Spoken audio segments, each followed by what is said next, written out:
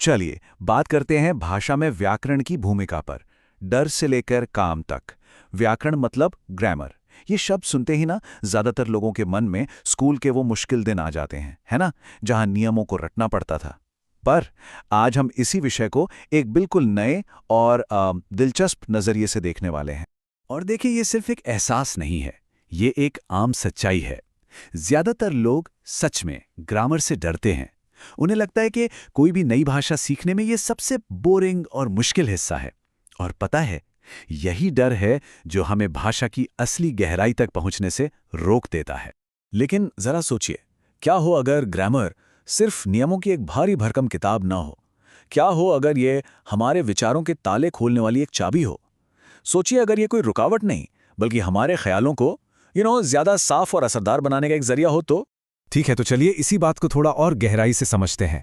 हमारा पहला सेक्शन है भाषा की मशीन, यानी व्याकरण आखिर जरूरी है क्यों। यहां हम ये समझने की कोशिश करेंगे कि ग्रामर की असली ताकत है क्या।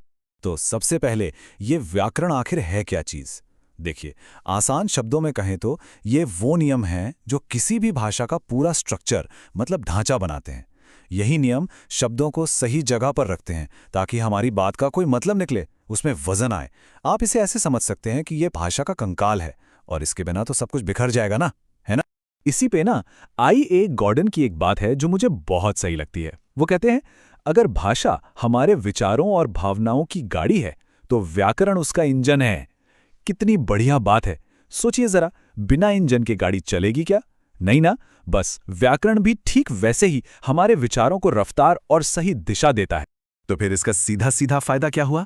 देखिए, ग्रामर भाषा को एक ढांचा देता है।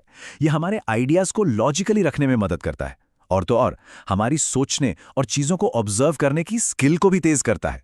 मतलब साफ है, चाहे बोलना हो या लिखना हो, ग्रामर हमारी बातों में दम भर देता है। चलिए अब थोड़ा आगे बढ़ते हैं। अब ये देखते हैं कि ग्रामर सिखाया कैसे जाता है। हमारा अगला सेक्शन इसी पर है, 3 तरीकों की कहानी, यानी हम व्याकरण सिखाते कैसे हैं। क्योंकि देखिए, व्याकरण को समझने का तरीका भी उतना ही जरूरी है जितना कि व्याकरण खुद। तो शुरुआत करते हैं सबसे पुराने और सबसे जाने पहचाने तरीके से। यह है पारंपरिक तरीका, मतलब पहले नियम फिर काम। मुझे लगता है हम में से ज्यादातर लोगों ने स्कूल में शायद इसी तरह से ग्रामर सीखा है। तो इसमें होता क्या है, टीचर पहले एक नियम या कोई परिभाषा बताते हैं, फिर उसका एक उदाहरण देते हैं, और फिर स्टूडेंट्स का काम होता है उस परिभाषा को रटना, और फिर उसी नियम के बेस पर एक्सरसाइज पूरी करनी होती है। और शायद यही वजह है कि अक्सर ये तरीका कई लोगों के लिए बोरिंग और डल बन जाता है। तो सवाल ये उठता है कि भाई, अगर ये पुराना तरीका इतना बोरिंग हो सकता है तो क्या कोई बेहतर रास्ता भी है? मतलब क्या कोई ऐसा तरीका है जो ग्रामर सीखने को थोड़ा दिलचस्प बना सके? हाँ, बिल्कुल है।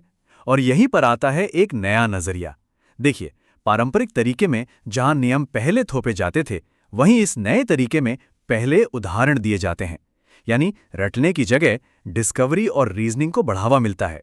क्लास टीचर सेंट्रिक होने के बजाय स्टूडेंट सेंट्रिक हो जाती है, और नतीजा, सीखना बोरिंग नहीं बल्कि प्रैक्टिकल और साइंटिफिक बन जाता है। चलिए इस नए तरीके को थोड़ा और समझते हैं।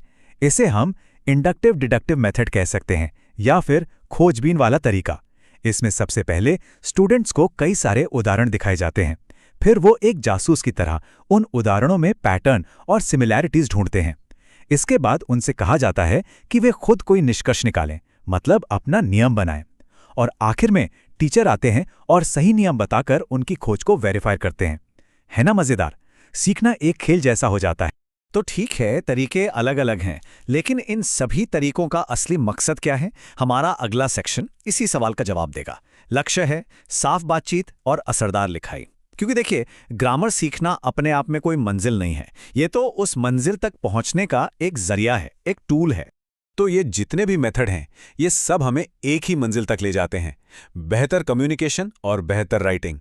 रास्ता कोई भी हो, लक्ष्य एक ही है कि हम अपने विचारों को ज्यादा असरदार तरीके से दूसरों तक पहुंचा पाएं।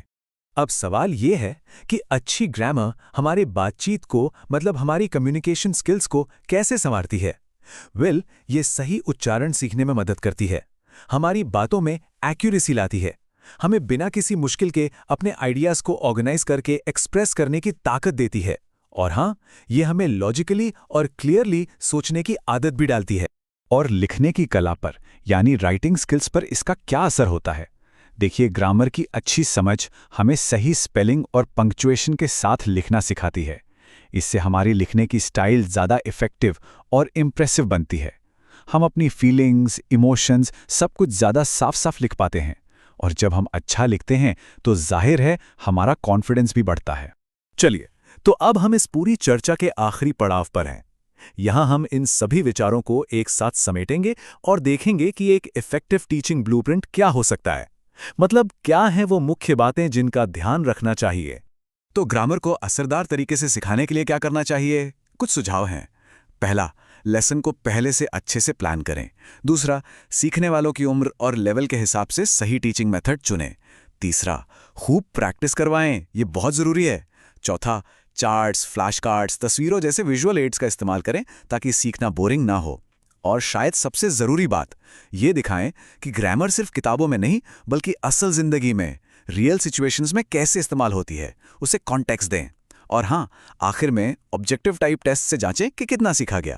तो हम इस पूरी पड़ताल के अंत में एक बड़े सवाल पर आके रुकते हैं। हम ग्रामर को एक डरावने सब्जेक्ट से एक ऐसे टूल में कैसे बदल सकते हैं जिस पर महारत हासिल की जा सके? शायद इसका जवाब नियमों को रटने में नहीं, बल्कि भाषा की खूबसूरती को, उसके स्ट्रक्चर को असल में समझने में छिपा है।